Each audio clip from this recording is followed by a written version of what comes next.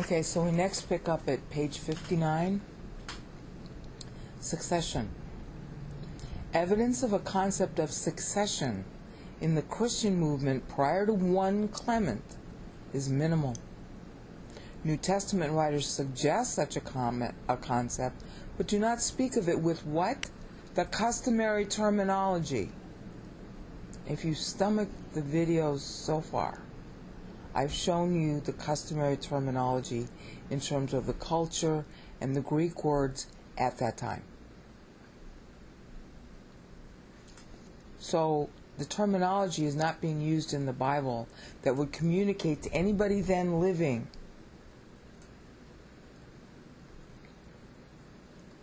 The idea of succession.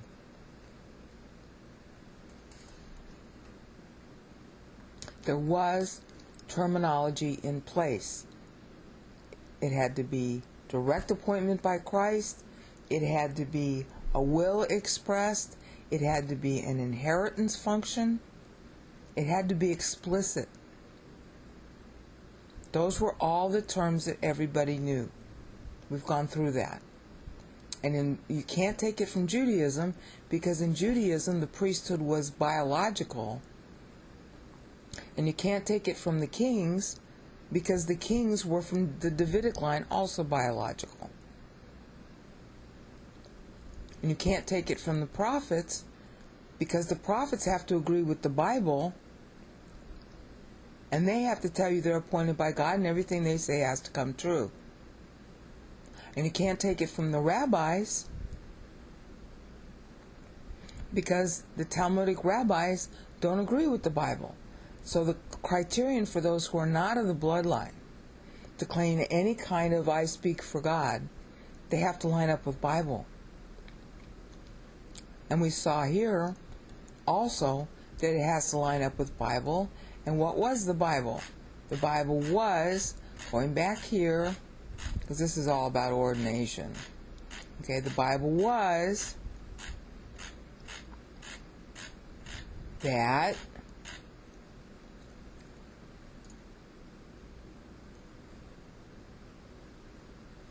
one more page. You had to be an apostle to appoint anybody higher than local church. The local church determined its own leaders. And if you were going to determine an overseer for the city, you had to be an apostle. And what? In order to be an apostle, you had to see the risen Christ. And obviously, everything you said had to conform to Scripture. That was already extant.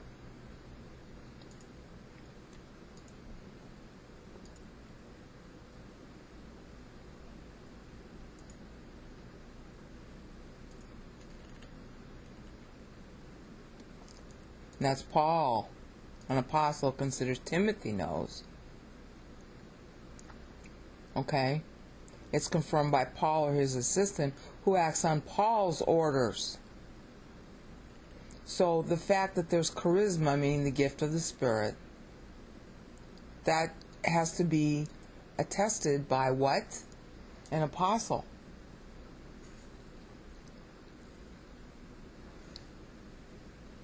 Because anybody can claim he's speaking for the Spirit.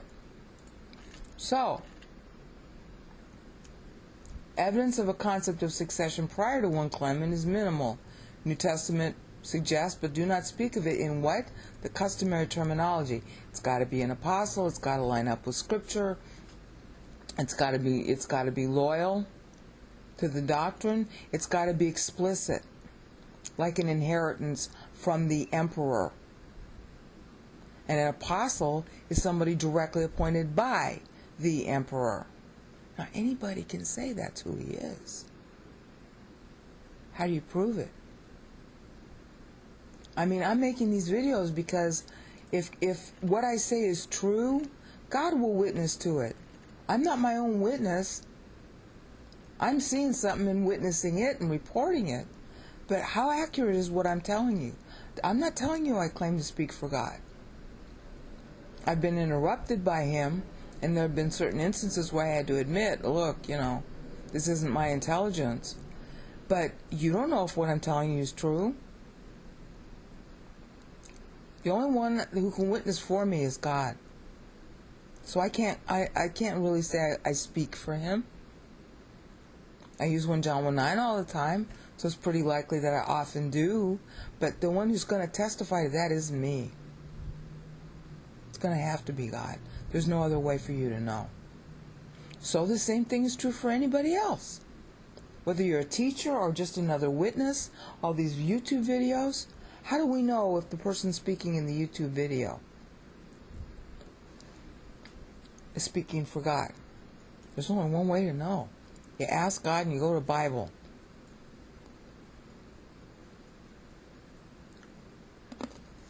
So, now we come to the question.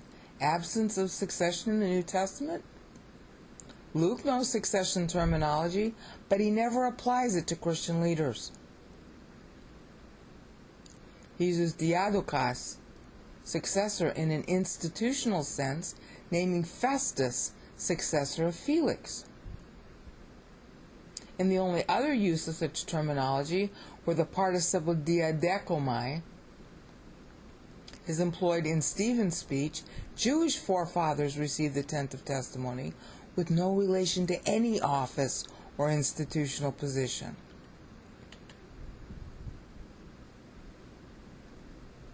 And then this gets into, the scholarly debate on it, on both sides. That's why I'm doing this video, because he's debating both sides, pro and con.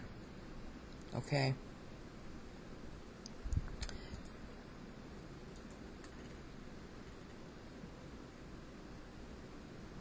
I'm letting you read it.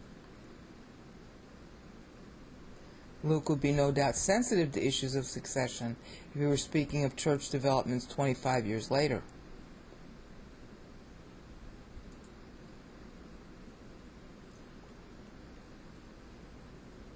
Similarly, the pastorals refer to appointments of resident leaders by itinerant individuals without interest in succession terminology. Again, the churches involved are in their first generation.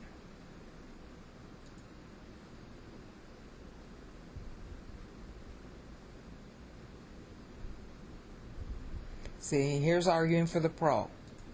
Erhard saying that there was an attempt to establish it through Timothy. But he cannot determine what sort of succession was envisaged. Now think about that. Paul does use Timothy and tells him, appoint. Okay, well, if that was supposed to be an ongoing thing, then there would have to be an ongoing apostle. Okay, so what person has told you that the risen Christ appeared to them after these apostles? I mean, you're including now Peter and John and Paul and the 12, the 12 were really not assigned to the Gentiles. That's another issue. Paul was the only apostle to the Gentiles. Everybody else was to the Jews. So how can Peter be a pope? He wasn't even assigned to the Gentiles. Okay, so where's the explicit provision after Timothy? Because it has to be an apostle who does the appointing. Okay, so who else has the risen Christ appeared? Like he did to Paul. Erhard fails to distinguish continuity of function from succession, which is a continuity of office. The pastorals provide officials to continue protecting their churches, but not to continue. Oh, please don't break now. Oh. Okay. Well, he's going to say not to continue the overseer thing. But you're going to have to buy the book to find out. See, I'm leaving you on a cliffhanger, because we're missing pages 61 and 62. All right? So now all of a sudden we're at James and what language James might be using.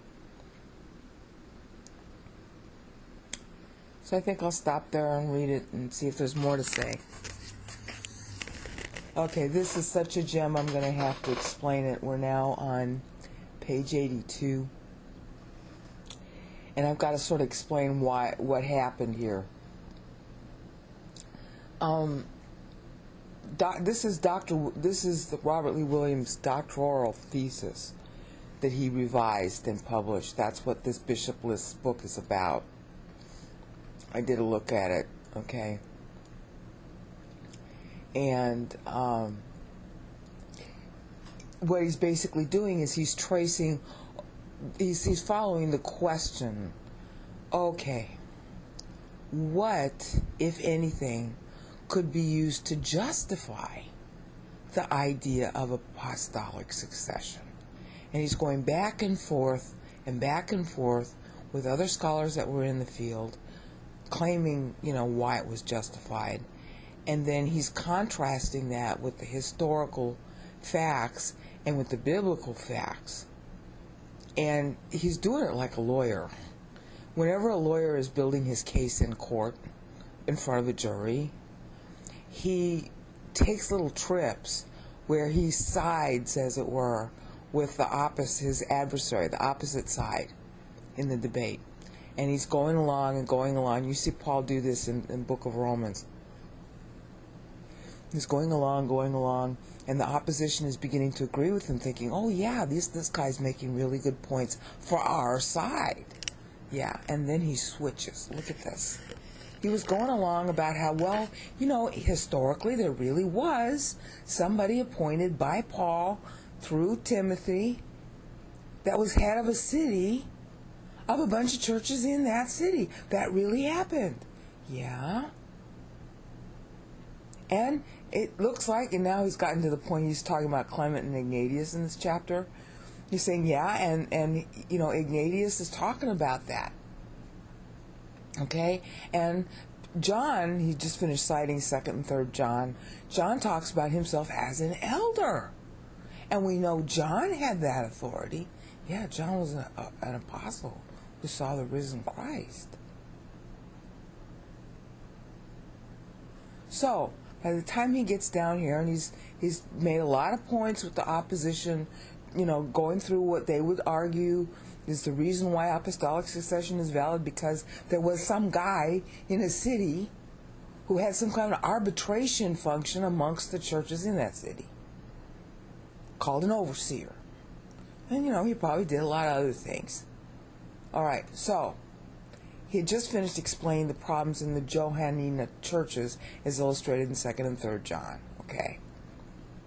So now he says, if the problems of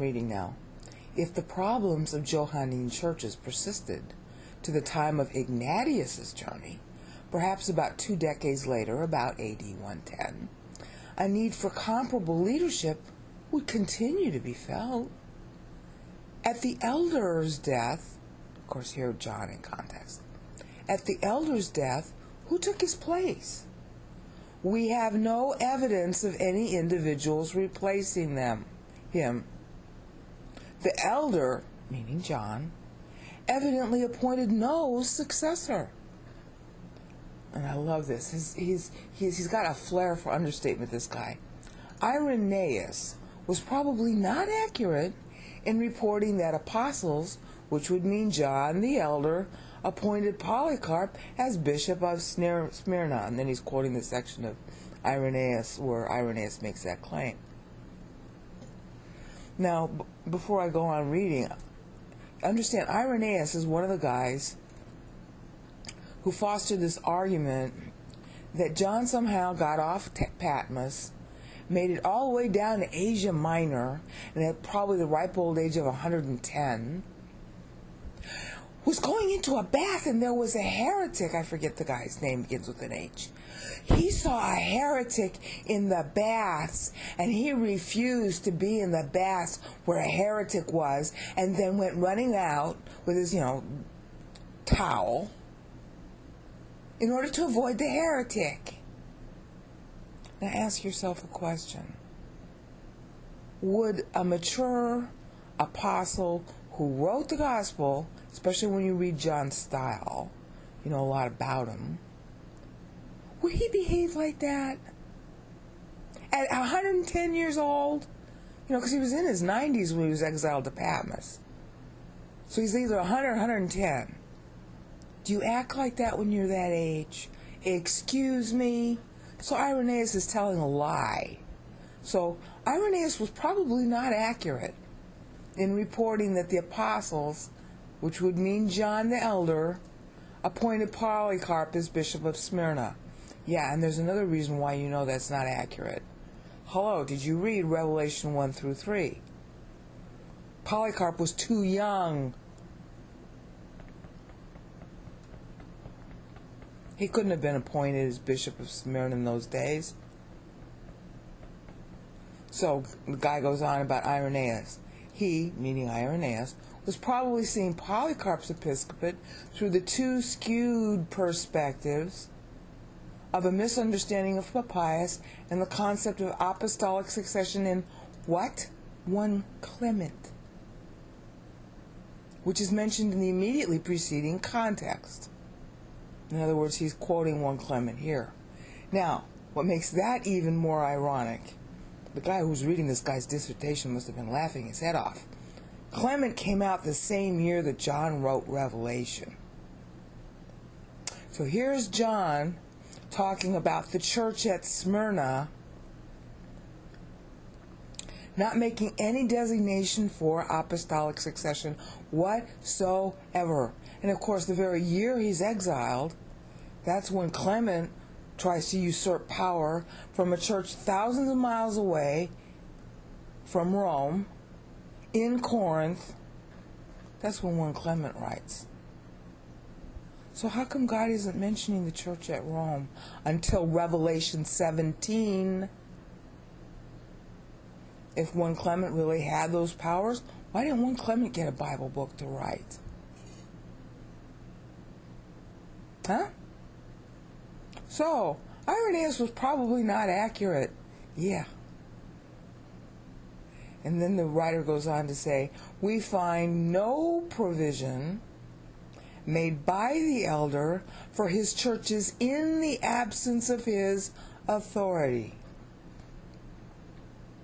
Yeah, God gives him revelation. He's supposed to write it to his own churches in Asia Minor. You see anything in Revelation telling him about apostolic authority and what to do after John's gone? No, Jesus Christ himself is talking to those churches, and John is acting like a scribe. So who's the one that's got the keys in Revelation? Not John. Jesus Christ has them.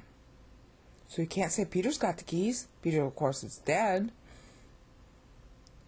The only person who's got the keys is Christ in Revelation. The only person doing the talking is Christ. And there ain't nothing said there about any apostolic succession. He's telling them their doctrine's no good. Straighten up, fly right, alert. We find no provision made by the elder. Yeah, the elder is not talking. Jesus Christ is talking. For his churches. Whose churches are they? Whose churches are addressed in Revelation? Not John's. He's ascribed to those churches. Christ is talking to those churches, not John. In the absence of his authority. John's exiled on Patmos when he writes Revelation.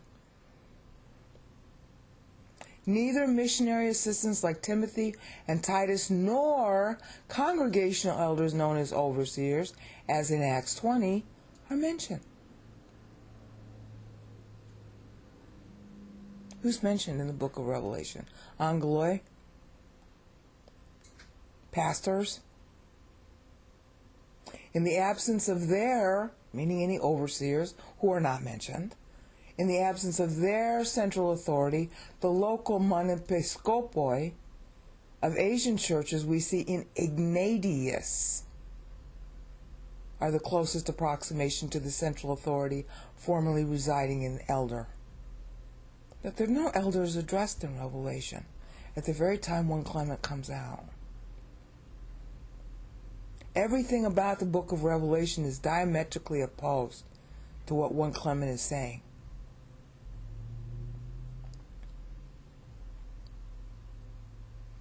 No provision here. So, what's this guy saying? His clever argument that's built like an attorney would build it. I don't have enough, patience to do it the way this guy's doing it. He's conceding for the sake of argument in order to build his point and get to the climax here. Okay, yeah. Paul, through Timothy, yep. He appointed lots of elders, one per city, to be the sort of arbitrator amongst the churches, whatever their problems might be. Yep, that did happen, no doubt about it. And John was one of those guys like Paul. No doubt about it. And John had problems. That's what he himself was writing to the churches about those problems. He was giving directions. You can't doubt that either. 2 John, 3 John, definitely John is telling the people at the local churches, hi, these other people, they're screwing it up. They're doing wrong. And he was on his way, and one of them, he's on his way to journey over there. And then he gets taken by Domitian and is sitting on Patmos, cooling his heels, getting revelation. Yeah, okay. So why didn't God make a provision here? We find no provision made. So, okay, fine, there were guys over cities, but there's no provision made by the elder in absence of his authority. Okay? No missionary assistance. See, missionaries. A mission is a different story. Missionary assistants like Timothy and Titus, nor congregational elders known as overseers as in Acts 20 are mentioned. None.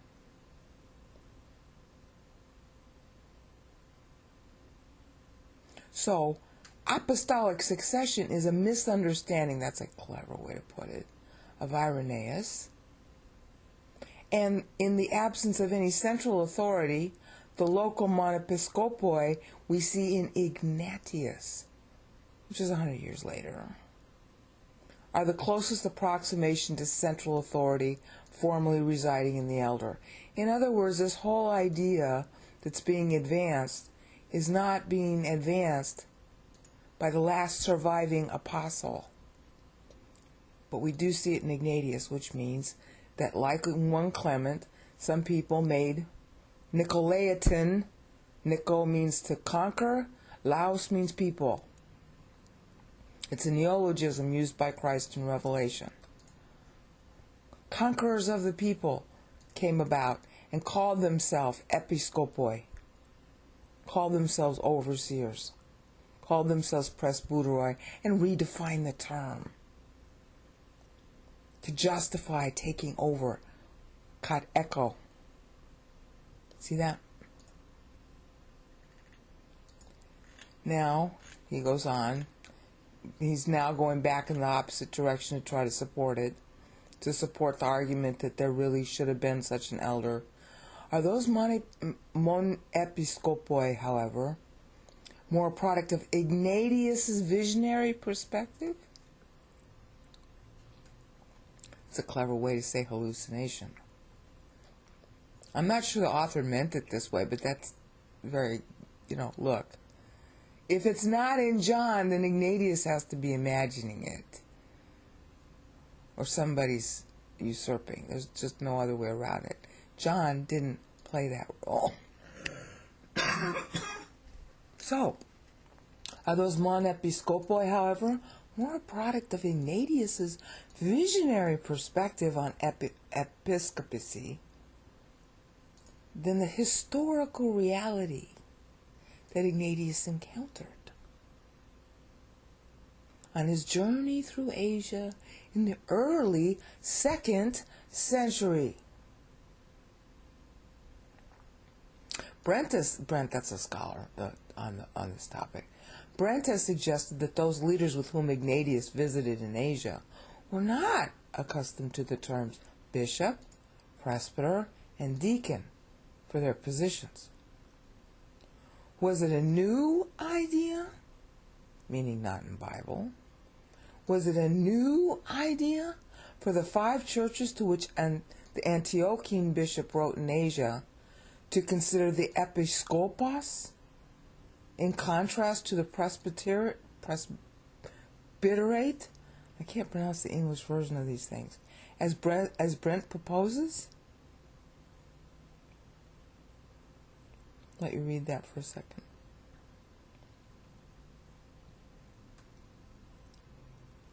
Isn't this guy clever the way he makes his arguments?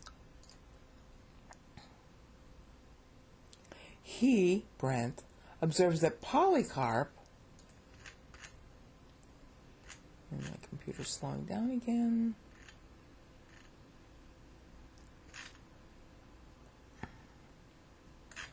Whenever I get to a dramatic moment, my computer slows down. There. Can you see that?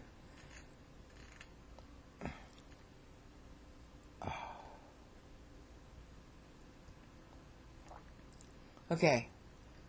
The people that... Sorry, I'm going to have to turn this off soon. The people that Ignatius visited were not used to bishop, presbyter, and deacon for their positions. Was it a new idea then? For the 5 churches to which the Antiochian bishop wrote in Asia to consider the episkopos in contrast to the presbyterate. Presbyterate? I don't know how to pronounce that. As Brent proposes, Brent observes that Polycarp does not use the term bishop for himself.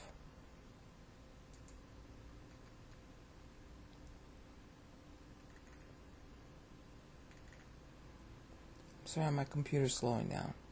Polycarp does not use the term bishop for himself in addressing the Philippians. Polycarp says only Polycarp and the elders with him.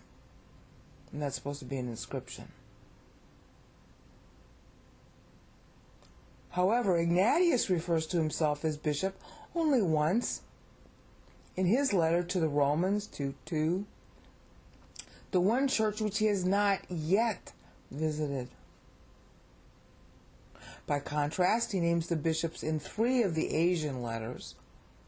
He expresses appreciation for the silence of the bishop in Philadelphia, where Ignatius has visited and spoken. And you have to understand, this is the guy who could have taken a 3-week journey after he threw himself before Trajan, confessing, "I'm a Christian, you have to send me to the lions." And Trajan finally says, "Oh, brother, go to the lions then." Okay, it's a 2-month tops trip to Rome from where Trajan was when Ignatius threw himself before Trajan. But Ignatius takes 6 months to get there, preening about how he's going to die before the lions when he comes. Is that somebody that you would consider to be spiritually mature, or somebody you consider to be, oh boy, this is some guy preening over himself? He speaks to himself as a bishop. Ignatius refers to himself as a bishop, and then he talks about other bishops. Okay? And then Ignatius refers to the bishop Polycarp, but not by name, and then distinguishes Polycarp by writing him a personal letter which addresses him directly as a bishop. We readily conclude that the churches with whom Ignatius had contact in Asia were uniformly accustomed to having a single episkopos and to thinking of him distinct from the elders and the deacons. But that doesn't mean that the office, just because they were accustomed to the office, that doesn't mean that the office continued. And continuing is what we're going to have to do in the next increment, because my computer's getting nuts. Okay, so where are we? We're now on page 83 of Dr. Williams' dissertation that he revised, and that's why it's published.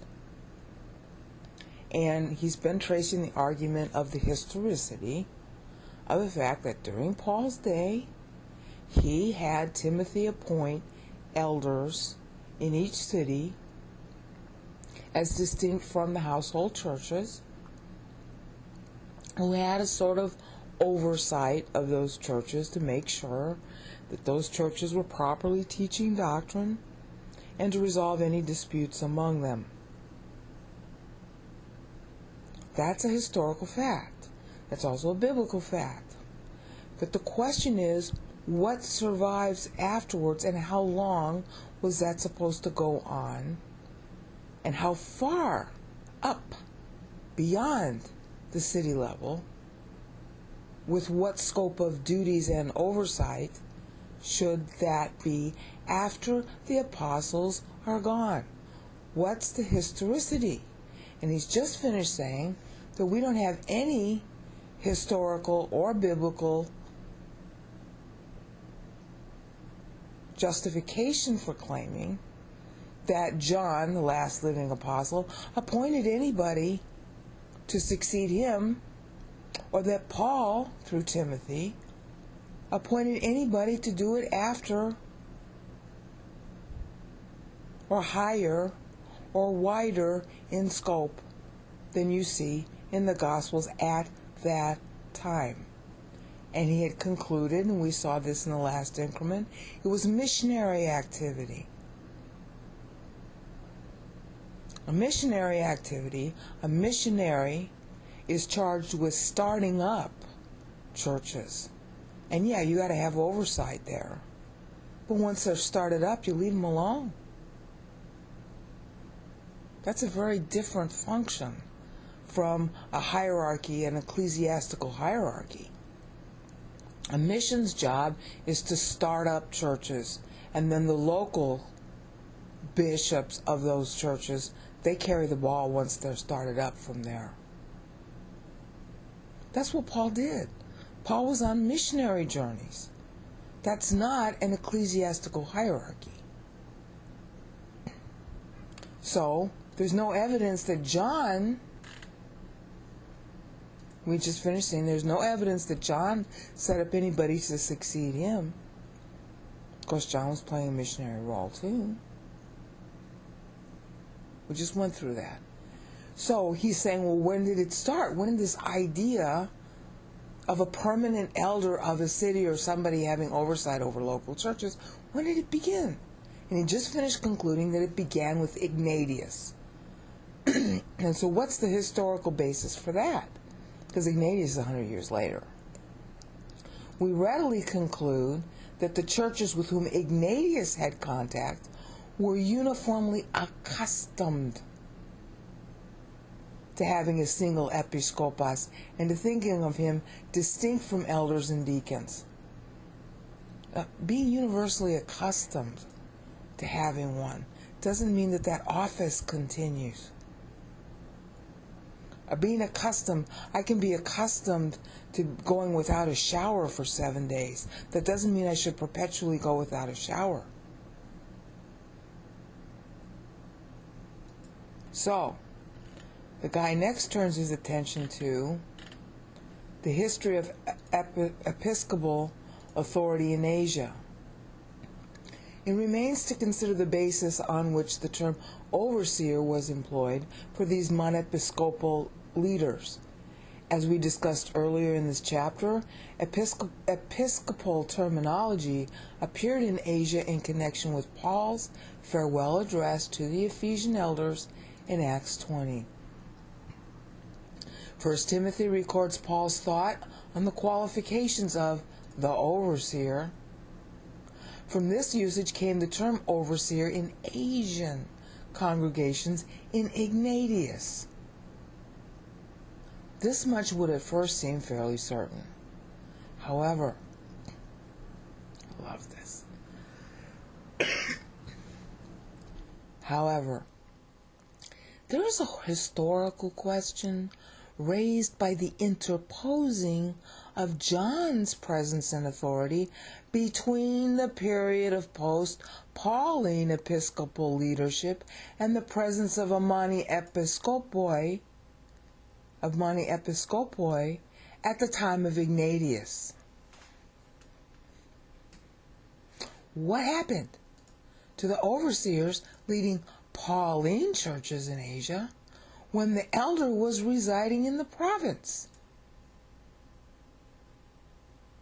In other words, if what the people were claiming about this ecclesiastical hierarchy as a permanent thing were true rather than just a missionary setup,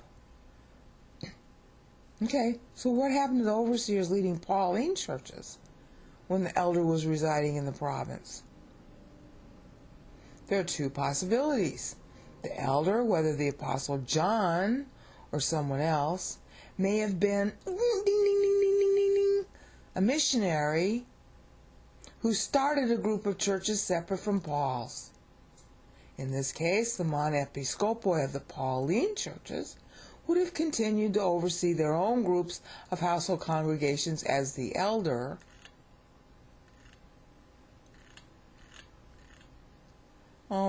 Tell me he's cutting off the text. Okay, well, you're going to have to read. You have to buy the book. Another cliffhanger.